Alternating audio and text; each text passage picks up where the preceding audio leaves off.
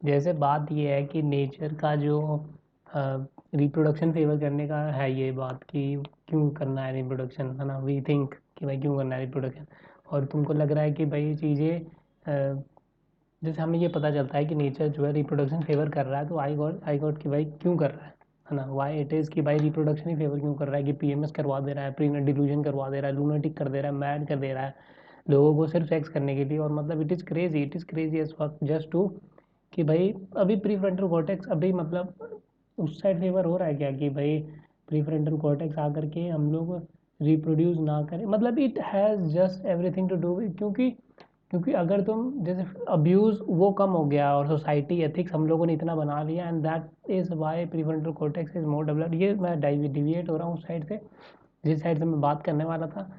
पर क्योंकि maybe prefrontal cortex has favoured us more to reproduce, and that is why it has developed. Let me state simple to you कि भाई prefrontal cortex भी इसीलिए आया होगा क्योंकि वो रिप्रोडक्शन में फेवर कर रहा होगा, and that's how it has come. Everything evolution, everything comes into the evolution just only favoured by the reproduction. और कि भाई और फेवर्ड बाय द रिप्रोडक्शन, है ना, every emotion, every everything, everything it is favoured by the PMS भाई। मतलब ये women को लूनेटिक कर दे रहा है पूरा का पूरा, प्री नेट डिल्यूजन में मर्द जात पूरी पागल हो रखी है इसके पीछे, ठीक है। And they are going crazy just to just to reproduce भाई। आम का पेड़ से दूर लगना वेरिएशन के लिए और कलर, ताकि चिड़िया आकर के खाए, और मतलब वो स्मेल और वो मिठास उसके अंदर बीज होना, और चिड़िया का किसी सीड को खाना और फिर पोटी करके वो सीड कहीं और लगना, और मतलब गुठली कैटल के द्वारा खाया जाना, और वो मतलब ऑल कंबाइंड मल्टी, ऐसे लगता है कि भाई रिप्रोडक्शन एक दूसरे के फेवर करते हुए और सब कॉन्स्टेंटली सर्वाइव कर रहे हैं। तो ऐसा कुछ क्रेजी चल रहा है कि भाई जैसे तैसे करके नेचर को फेवर कर दे, नेचर फेवर कर दे रिप्रोडक्शन को। अब ये बात आती है कि नेचर फेवर क्यों करता है रिप्रोडक्शन को, नेचर फेवर कर रहा है रिप्रोडक्शन को।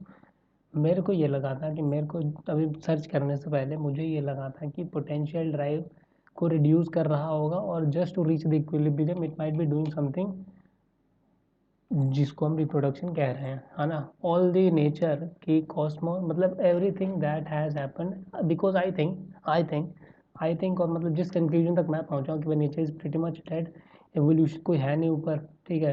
तो चीज़ें रन क्यों हो रही हैं, चीज़ें हो क्यों रही हैं, चीज़ें हो रही हैं because of the potential drive. Potential drive फिर कहाँ से आ रहा होगा, तो आई थॉट कि भाई ऐसा कोई डायमेंशनल पोटेंशियल ड्राइव होगा जिसमें रिप्रोडक्शन के थ्रू जो एनर्जी रिलीज होती है वो उस पोटेंशियल ड्राइव को रिड्यूस करने में मदद करते हुए to reach the absolute zero, ठीक है। फिर मैंने सर्च किया तो मुझे पता चला कि भाई थर्मोडाइनमिक्स के सेकेंड लॉ के हिसाब से जो रिप्रोडक्शन है वो एनर्जी कंजप्शन को बढ़ाता है, and thus making the nature go from low entropy to high entropy, and thus reducing the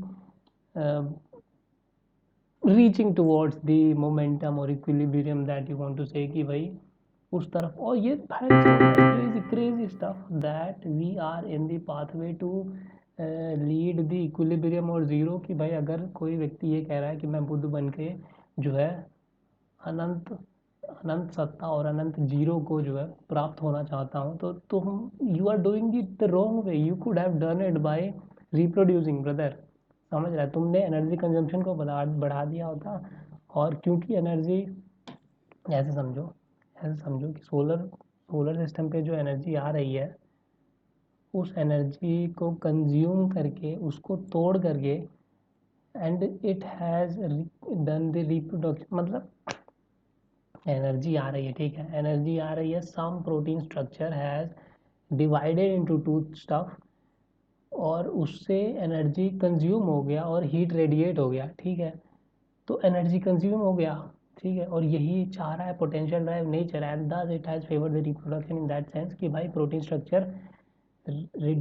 structure multiply हुआ, रिड्यूस हुआ energy, and thus we as evolution of the RNA protein structure cell biology और जो भी चलता चलता चलता चलता यहाँ तक हम लोग आ गए कि भाई प्रोटीन स्ट्रक्चर फेवर कर रहा है, मतलब प्रोटीन रिप्रोडक्शन फेवर कर रहा है एनर्जी के कंजम्पशन को, एंड दस अस रीचिंग टू दी और cosmos reaching to the equilibrium.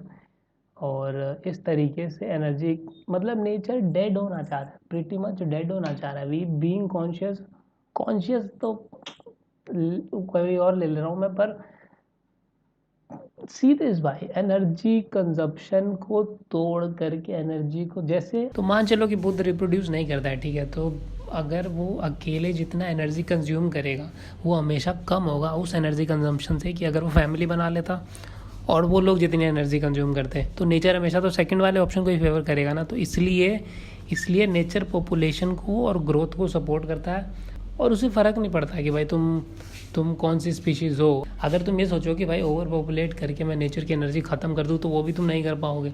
और तुम अगर ये सोचो कि भाई ब्रह्मचर्य ज्वाइन करके भाई नेचर को मैं करूँगा ही नहीं, मतलब मैं स्पीशीज़ जनरेट ही नहीं करूँगा, तुम ही एक्सटिंक्ट हो जाओगे, फिर वही वाली बात है।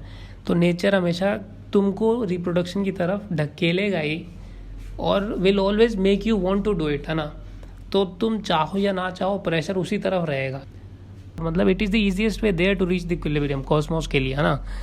अगर इजीएस्ट वे नेचर को कुछ और मिल जाता है to radiate that, to use that energy, it might do something and not favour us, we will die with that. और एनर्जी कुछ और अपने रिड्यूस करने में चला जाए, मतलब वो कहीं और यूटिलाइज होने में चला जाए। क्यों? क्योंकि वो जल्दी हो रहा है। We are just fucked up भाई, मतलब we are just in the process, in the part of the natural energy consumption। Consciousness तो भाई अभी है, ये क्या चीज़ है, कुछ नहीं है। Consciousness is just the awareness of being into the process, है ना। कोई इमोशनली ड्रिवन हो रहा था और वो अचानक से जो है, अचानक से हो गया, उसको अगर मौका मिला तो कि भाई क्या हो रहा है मेरे आजू बाजू, तो ये है बस। और इससे ज़्यादा कुछ नहीं है कॉन्शियसनेस, मैं बता रहा हूँ, इससे ज़्यादा कुछ है ही नहीं। बस रिप्रोडक्शन भाई बाहरी चीज़ है।